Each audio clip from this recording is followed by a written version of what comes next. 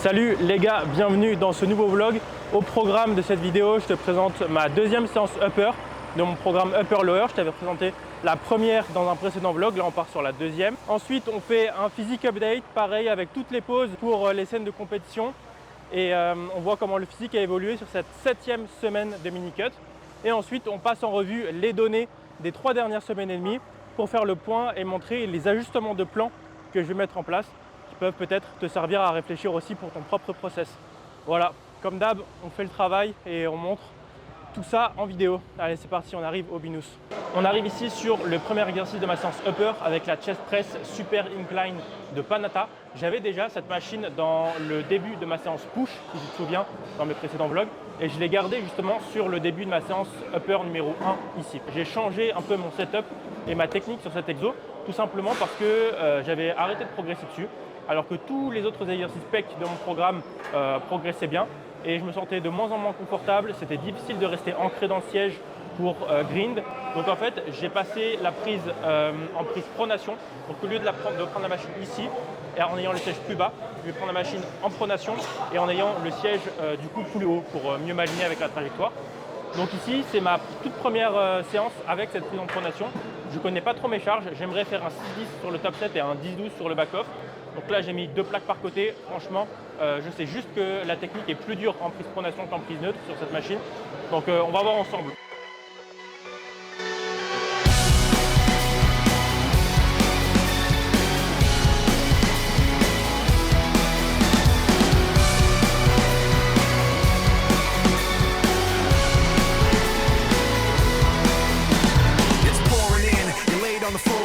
One knock at the door and then we both know how the story ends. You can't win if your white flag's out when the war begins. Aiming so high but springing so low, trying to catch fire but feeling so cold. Holding inside and hope it won't show. I'm saying it's not but inside I know.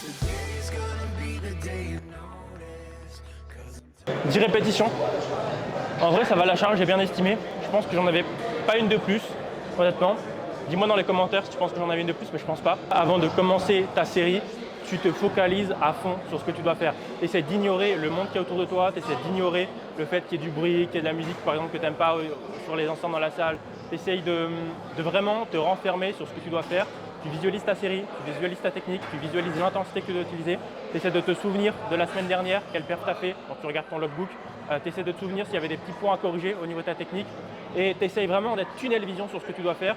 Tu mets des œillères, tu mets tes écouteurs, occulteurs de bruit, et tu essaies de uniquement porter attention à toi et à ce que tu dois bouger, c'est-à-dire à la charge et comment tu dois la bouger. Donc vraiment hyper important si tu veux essayer de tirer le meilleur de tes entraînements et surtout le meilleur de tes séries, parce que souvent on a dans mes entraînements 2 séries par exo, donc on a 2 séries à faire. Il faut vraiment être à 100% sur le top set, à 100% sur le back-off, et c'est le meilleur moyen d'y arriver, c'est de se couper de tout l'environnement extérieur et d'être uniquement focalisé sur l'interne, sur ton environnement interne, de visualiser correctement et de te préparer à enchaîner sur ta série. On est parti sur le deuxième exercice de la séance upper avec cette chest press couchée de prime. Même principe que la chest press inclinée prime que je t'avais présenté dans le précédent vlog qui montrait ma deuxième séance upper. Je charge surtout l'épi du haut en priorité pour avoir plus de tension sur la partie étirée. Je charge de manière assez conséquente l'épi du milieu pour avoir justement pas mal de tension également sur la partie du milieu. Et je laisse l'épi du bas vide pour avoir le haut du mouvement relativement léger, et ne pas bloquer à cause des triceps en haut et permettre un bon grind sur la fin de la série. Donc voilà, plus tu es en bas, plus c'est lourd. Ensuite ça s'allège un petit peu, mais ça reste conséquent. Et quand tu es en haut, c'est un peu plus léger, donc le grind est plus facile. Voilà, on va partir sur au moins 6 répétitions sur le top set. Je touche aujourd'hui une nouvelle charge parce que je passe à 25 au milieu, alors que la semaine dernière j'étais à 22,5 au milieu. Donc on va viser au moins 6 répétitions et en espérant que ce soit une bonne série. Allez, let's go!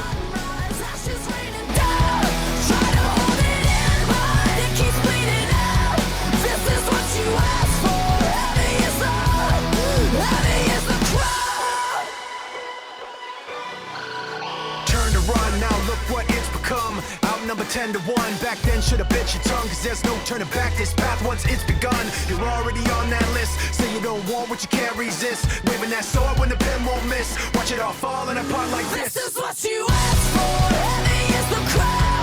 Fire in the sunrise. Ashes raining down. On est sur le troisième exercice de la séance qui est donc le premier exercice dos. On passe sur du rowing buste penché à la barre en prise pronation. La première série, donc le top 7 directement depuis le sol, donc la barre reposée au sol entre chaque répétition. Et le back-off sans reposer la barre au sol, mais presque. Donc tu vas voir la différence du coup sur les deux séries. Ça va être un exercice et une technique d'exécution que tu n'as pas forcément l'habitude de voir sur ma chaîne, si tu me suis maintenant depuis 2 ans que je suis sur YouTube. Tout simplement parce que je fais justement l'expérimentation d'utiliser un rowing un peu moins standardisé, avec un peu plus de charge et qui charge surtout aussi toute la partie bas du dos, ce qu'on n'a pas forcément sur les machines à rowing chest supported. Donc certes, il y a plus de stabilité, c'est un petit peu moins risqué pour le risque de blessure. On a plus de possibilités de générer de la force sur le haut du dos vu qu'on est plus stable. On peut amener la musculature du haut du dos un peu plus à l'échec, mais finalement le bas du dos, je le travaille uniquement sur ma journée de soulevé de terre jambes tendues. Donc là en fait ça rajoute justement de la stimulation sur le bas du dos et qui se sent d'ailleurs beaucoup. Donc je rajoute cet exo en fait avec un peu moins de standardisation, avec un petit peu plus d'élan, justement pour taper à la fois le haut du dos dans la globalité plus le bas du dos. Donc si je voulais taper uniquement le haut du dos, je ne choisirais pas cet exercice-là, mais là c'est vraiment le dos dans la globalité. Et justement c'est un exercice que je mettais de côté depuis un sacré moment et je me suis un petit peu remis en question sur cet exo. Ça fait du bien de tester un petit peu quelque chose que je ne faisais pas particulièrement, je ne voyais pas trop l'intérêt d'utiliser ce type de rowing là et au final c'est plutôt une bonne expérience donc je suis content. On va partir sur le top 7 à 100 kg. Let's go! Sur ces barres là c'est sympa parce qu'on a le petit loquet ici qui permet d'aller directement venir bloquer la charge et éviter que ça bouge. Ça c'est vraiment un truc de fou. Ça arrive tout le temps. Les mecs qui viennent te prendre la charge sur la barre, ils s'en foutent s'il y a quelqu'un qui l'utilise ou pas parce qu'ils ne regardent pas autour, ils ne regardent pas particulièrement. Et là tu vois j'ai failli commencer ma série avec un disque de 10 en moins de ce côté là. Ça c'est un truc qui me gonfle. Et je pense que je sais d'où ça vient tout simplement du fait qu'ici, personne ne décharge leur machine. Donc en fait, les gens sont habitués à ce que quand une machine ou une barre soit chargée, il y ait 50% de chance en fait, qu'il n'y ait personne qui l'utilise. Alors qu'en France, c'est que s'il y a une machine ou une barre qui est chargée, il y a probablement quelqu'un qui est autour, quoi. Donc on va partir là-dessus. Top 7 depuis le sol. J'aimerais bien viser 8 répétitions, ça serait bien, ça serait un PR par rapport à la semaine dernière.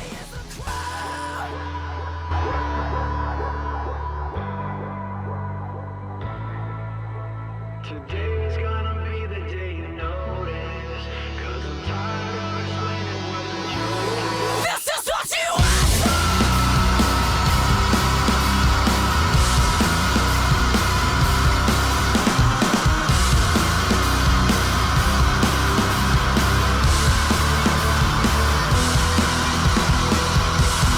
This is what you asked for. Heavy is the crowd. Donc comme tu l'as vu sur le top 7 depuis le sol sur du 6 à 10 répétitions, on est un peu moins standardisé, un peu moins fixe, un peu moins stable que sur tous les autres exercices que tu m'as déjà vu faire sur ma chaîne et pour le coup c'est volontaire et donc je verrai les résultats que ça procure mais franchement j'aime beaucoup l'utiliser donc on va voir si ça dure dans le temps ou pas. En tout cas c'est une bonne intégration parce que ça faisait au moins 5 ans que je n'avais pas fait de rowing et je trouve que c'est assez sympa de remettre un gros exo dos libre comme ça dans ma programmation. Back-off, on part sur du 10 à 12, voire même 13, parce que j'avais validé les 12 la semaine dernière, mais j'aimerais les revalider en étant un poil plus strict. Pas depuis le sol cette fois, donc tu vas voir la différence par rapport à la première série.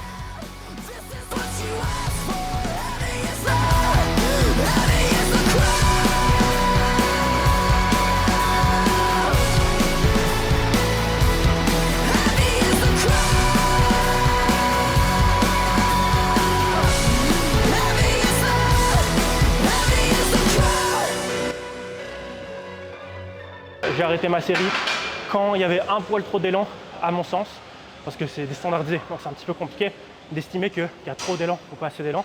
Donc là, j'ai estimé qu'il y avait un petit peu trop d'élan et que j'arrivais pas à venir faire toucher la barre au niveau de mon bas du ventre. Donc c'était 12 répétitions sur ce back-off avec des lombaires bien congestionnés pour le coup. Let's go, passe au 4e exo.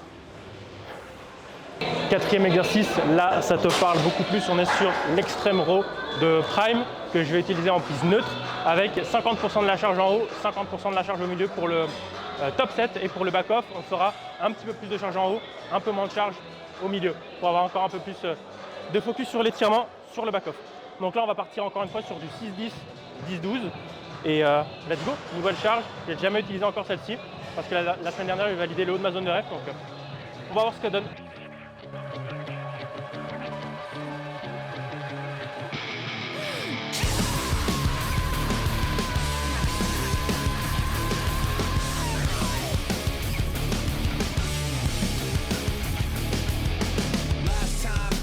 Hanging by a thread, trying to say I'm not, but I'm in it over my head.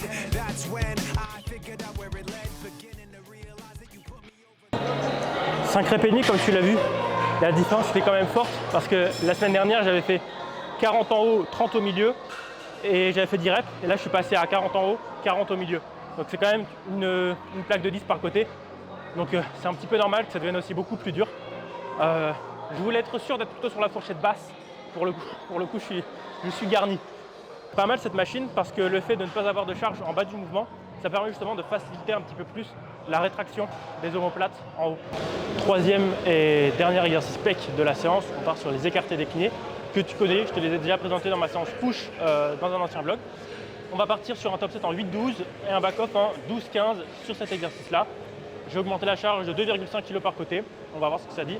Aujourd'hui, j'ai réduit un petit peu ma charge par rapport à mon ancien programme parce que j'avais tendance à un petit peu trop dégrader la technique, pas assez de contrôle sur l'excentrique, tendance à ne pas assez bien terminer mes répétitions, ma contraction sur la fin de série également. Donc j'ai fait une petite marche arrière sur les charges pour réaméliorer la technique et c'est beaucoup mieux comme ça.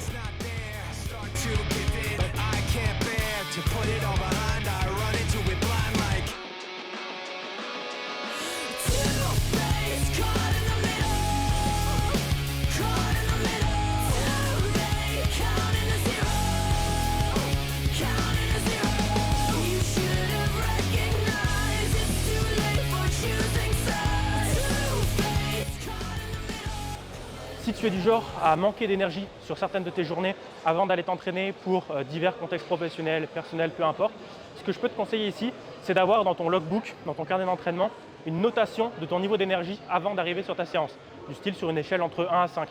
Donc si tu notes 1 sur 5, c'est que tu es très peu énergique. Si tu notes 5 sur 5, c'est que tout va bien sur tes niveaux d'énergie. Et ça te permettra en fait de comparer tes performances par rapport à des séances qui sont similaires en termes d'énergie dans la journée. Donc ne compare pas une séance où tu perds peut-être un petit peu de répétition, où tu es à 1 sur 5 d'énergie par rapport à la séance de la semaine dernière où tu étais à 5 sur 5 au niveau de ton énergie. Donc compare ce qui est comparable et si tu es du genre à avoir des variations d'énergie vraiment au jour le jour qui peuvent être importantes, essaie cette méthode-là et ça te permettra d'y voir plus clair sur ton process et de mieux paramétrer tes séances et de prendre plus de recul par rapport aux performances que tu peux faire sur tes séances de semaine en semaine, quoi. On part sur le lat pull down de Prime qui est juste ici. Donc sur cet exercice-là, j'ai changé un petit peu ma manière de faire parce qu'avant, je le faisais donc en bilatéral à 2 bras, sauf que la machine est super galère à charger parce que tu ne peux pas mettre des disques de 20 ici et des disques de 20 ici à la fois sur les 2 épis. Donc en gros, tu es obligé de charger en disque de 10 et sauf que vu que je mettais beaucoup de tension à l'étirement, j'étais déjà au maximum de l'épi avec mes disques de 20 et je pouvais juste pas charger en fait l'épi qui était en dessous. Donc ce que j'ai fait, c'est que maintenant du coup je charge avec des disques de 10, je peux en mettre un petit peu plus et je suis passé en unilatéral justement pour que le mouvement soit un petit peu plus difficile avec la charge à utiliser. Donc un peu limitante sur le stack de poids pour le coup, mais elle est très bien après en unilatéral. I kept missing the clues and never realized that the one that did it was you. Your truth's not rigid, your rules aren't fair. The dark's too vivid, the light's not there. I start to give in, but I can't bear to put it all behind. I run into it blind like two-faced, caught in the middle, caught in the middle. Too late, counting a zero, counting a zero. You should have recognized it's too late for choosing sides. Two-faced, caught in the middle, caught in the middle. I can't hear myself think. La 9e passe pas, j'ai fait 8,5.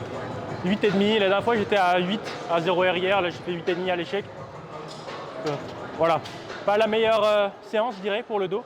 Après je suis en 7e semaine de mini-cut aussi, donc ça joue forcément sur les niveaux d'énergie. Voilà, il faudra surtout s'attarder à voir les performances exploser à la reprise du surplus. C'est bien le binous, mais ils vont vraiment finir par me rendre ouf entre les mecs qui déchargent ta barre sans que tu le demandes pendant que tu fais ton exo et les machines qui disparaissent parce que là il y a ma machine hoist que je faisais pour le curl et les élévations latérales, donc 2 exos à la fin de ma séance upper qui a disparu. Donc j'ai fait le tour 3 fois, 4 fois de la salle. Elle n'est plus là. Donc ils l'ont virée pour mettre autre chose à la salle, vu qu'en fait ils ont fait une remodulation de l'ensemble du Binous. Ils ont viré des machines, ils en ont apporté des nouvelles. Voilà, pas de chance, c'est une machine que j'utilisais. En plus elle était bien, hein, je voyais pas mal de monde l'utiliser. Bref, du coup j'ai pas trop le temps de chercher une machine de remplacement, je vais juste faire les 2 exos sur le même pattern de mouvement. Donc je faisais du curl avec une forte tension de contraction en haut du mouvement. Et sauf que la machine avec le câble c'était aussi intéressant en bas. Là avec les haltères ça sera moins. Et les élévations latérales pareil, il y avait une forte tension en haut du mouvement, un petit peu meilleur en bas. Mais écoute, tant pis. Je regarderai des machines de remplacement plus tard. Là on va faire ça aux haltères. Donc ça ira très bien.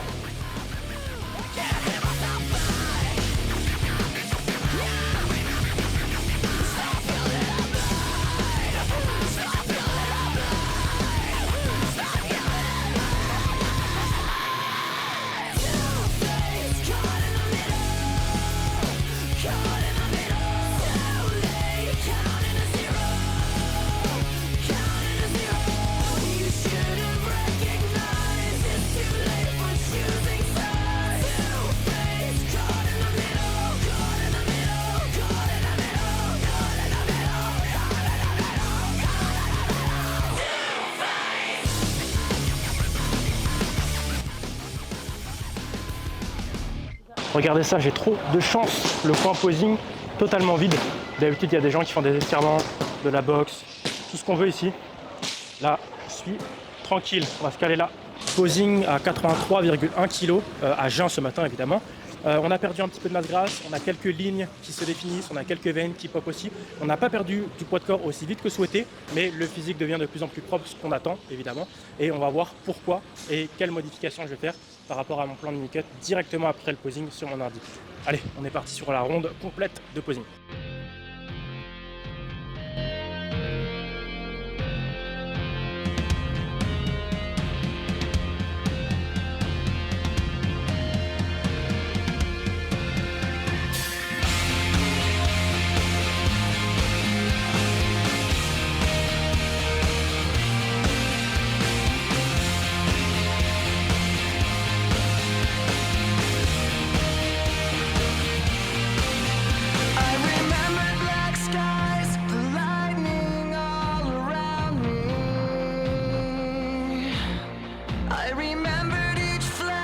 As time began to blur, like a startling sign that fate had finally found me, and your voice was all I heard, that I get what I deserve. So give me reason to prove me wrong, to wash this memory clean. Let the thoughts cross the distance in your eyes. Give me reason to fill this hole, connect the space between. Let it be enough to reach the truth that lies across this new divide.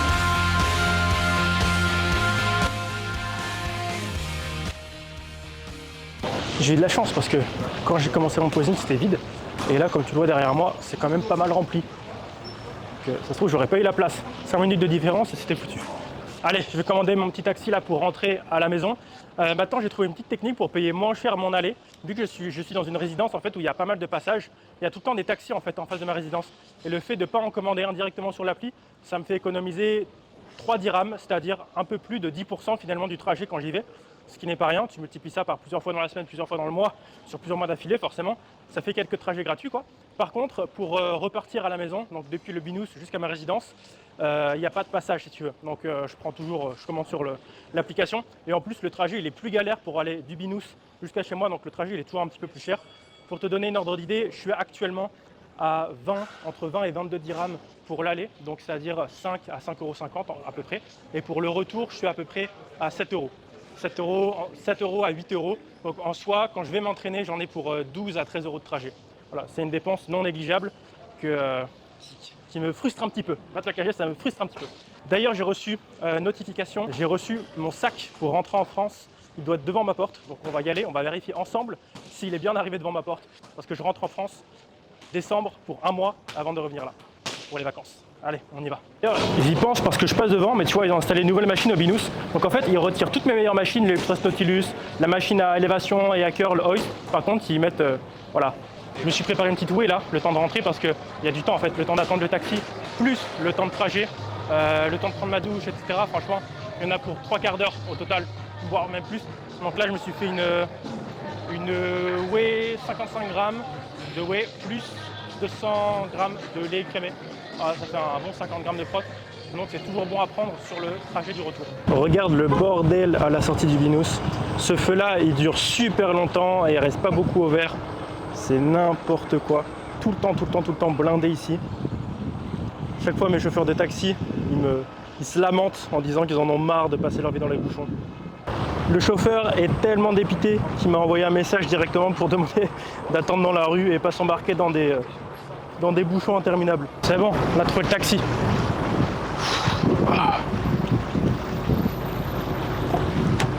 Hello sir. Thank you. I'm Anton.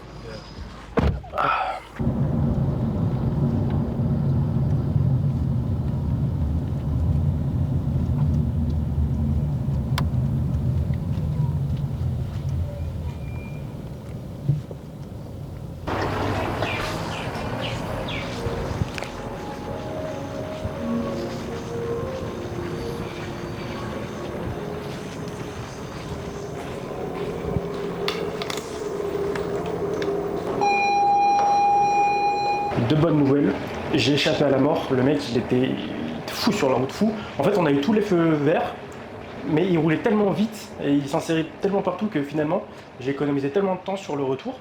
Et du coup la deuxième bonne nouvelle c'est qu'on est rentré assez vite et j'étais à 30 dirhams, c'est-à-dire la fourchette basse de l'estimation, cool.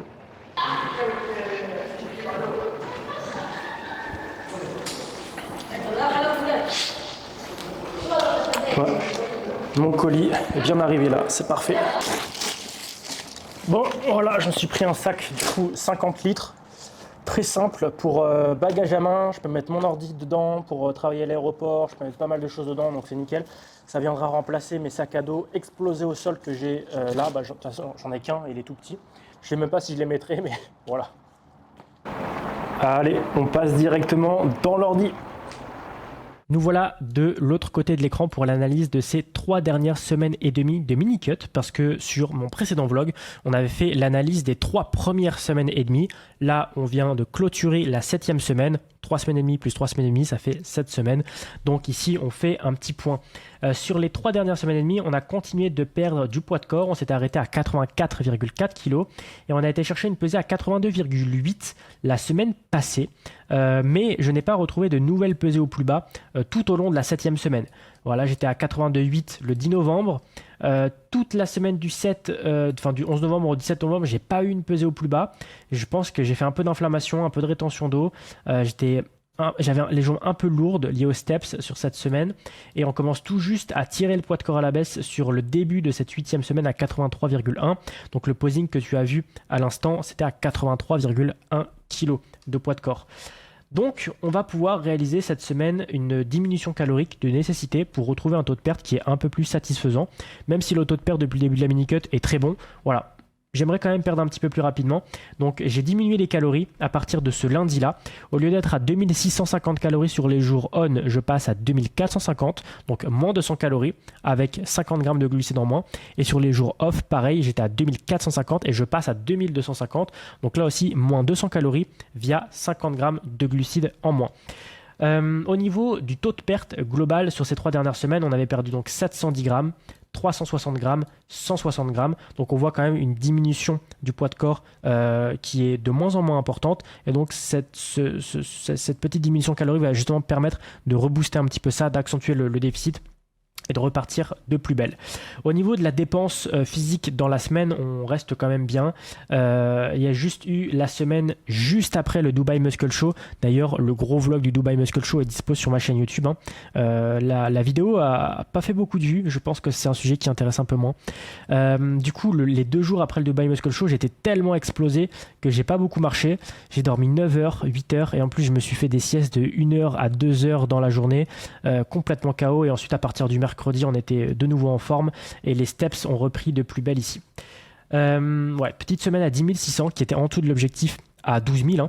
Là, on est à 13 500 sur la moyenne, donc objectif dépassé. 12 200 sur la moyenne, objectif dépassé. Et donc, à partir de maintenant, à partir du lundi 18 novembre, on accentue le déficit avec 200 calories en moins par jour et on accentue l'activité physique avec 2000 pas en plus par jour à réaliser. Voilà. Ce que je voulais améliorer par rapport à la précédente analyse de Minicut, c'était mon sommeil, si tu te souviens un petit peu du vlog. Donc là, j'étais à 7h30 de moyenne, 7h20 de moyenne de sommeil, 7h20 de moyenne et j'étais fatigué. En dormant comme ça, je me réveille en étant explosé si je dors en dessous de 8h. Donc là, pour le coup, j'ai bien réamélioré les choses. Donc on a 8h20 de moyenne, 8h10 de moyenne, 7h55 de moyenne, donc c'est cool. Ça, au moins, ça a été dans la bonne direction. Tout comme le poids de corps, mais j'aimerais perdre un petit peu plus. Ok, quand on regarde un peu les chiffres sur la roadmap, on a un petit décalage quand même par rapport à l'objectif de base et l'estimation. Même si on a fait vraiment que de perdre du poids de corps et d'aller dans la bonne direction en termes d'élimination de la masse grasse, on pourrait aller un peu plus vite, un petit peu plus vite. Et c'est l'objectif d'ailleurs de la mini-cut. Donc même s'il n'y a pas eu de vraies semaines de stagnation ou de poids de corps même qui auraient pu remonter, pour le coup c'est de la diminution constante depuis le début de la mini-cut, mais des diminutions qui pourraient être un peu plus hautes, ou du moins que j'aurais aimé voir un peu plus hautes, d'où l'intérêt ici d'accentuer un petit peu le déficit. Au cours de ces 3 dernières semaines, il n'y a pas eu d'écart particulier au niveau de la diète. Juste, on va dire, un anniversaire. On était invité à un anniversaire le soir du Dubai Muscle Show. Donc là, en gros, il y avait eu un petit repas extra où j'avais pas noté les calories. Sinon, pour le reste de la semaine, enfin le reste des 3 semaines et demie, c'était très précis. Il y a eu juste un jour ici où j'ai fait un refeed, juste un refeed ici, qui n'était pas prévu de base parce que j'étais très fatigué sur c'était le jeudi 14 novembre, vendredi 15, j'étais très fatigué. J'étais pas de bonne humeur non plus, j'avais vraiment pas le moral, donc je savais pas trop d'où ça venait. J'ai fait un refeed spontané, donc je me suis rajouté juste via les glucides. J'ai même mangé un peu moins de lipides, j'ai calé plus de glucides jusqu'à 3000 calories. Après, ça a été un peu mieux, donc voilà, c'était très momentané. Donc j'ai voulu tester ça. Ok, sur le reste c'était carré, donc on pousse, on va manger un petit peu moins, on va marcher un petit peu plus. Et au niveau de l'entraînement, franchement, aucun problème, ça se passe très bien. Donc je cale des PR, je progresse. Sur certaines séries, je maintiens par rapport à la semaine d'avant, mais je suis en progression vraiment 90% du temps. Donc le meilleur des deux mondes, j'ai envie de dire, la diminution de poids de corps qui témoigne d'une diminution du niveau de masse grasse, vu que à l'entraînement, je ne perds pas en performance, donc je ne perds pas de masse musculaire, pour faire très simple. Donc c'est parfait. On se dit du coup à très vite pour la prochaine vidéo update de cette mini-cut qui sera du coup la vidéo qui viendra conclure la 10e semaine, juste avant que je parte en vacances en France. Donc ça sera sur posing le lundi 9 décembre, le prochain vlog, donc j'ai hâte. Et on clôture. Si jamais tu as apprécié cette vidéo, n'hésite pas à commenter n'importe quoi. Tu peux écrire poids de corps en commentaire et je saurai que tu as été jusqu'ici. N'hésite pas à t'abonner aussi. Il y a beaucoup de personnes qui regardent assidûment mes vlogs sans être abonnés selon mes stats. À partager peut-être la vidéo à tes amis qui font de la muscu, qui s'intéressent au body naturel, dans ta story, peu importe, quand tu es en train de manger, hop, petite photo devant la vidéo. Ça aide toujours forcément à gagner un petit peu de visibilité. Donc je remercie ceux qui peuvent prendre le temps de le faire. Si jamais tu as des questions par rapport à cette mini-cut ou si jamais il y a des choses que tu aimerais voir dans les prochaines vidéos, n'hésite pas à me le faire aussi savoir en commentaire.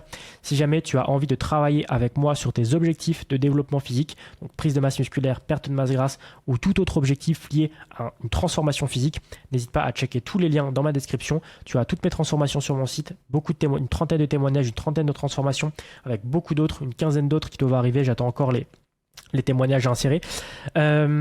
Également à remplir le petit questionnaire de contact qui est disponible sur mon site internet. En le remplissant, je t'envoie en retour une vidéo Loom exactement comme celle que tu es en train de voir en fait dans ce vlog et où je passe en revue en fait ton questionnaire et je te montre un peu ce que je verrai dans les prochains mois pour toi en termes de programmation, en termes de planification, d'objectifs et ce qu'il serait possible de réaliser en suivi.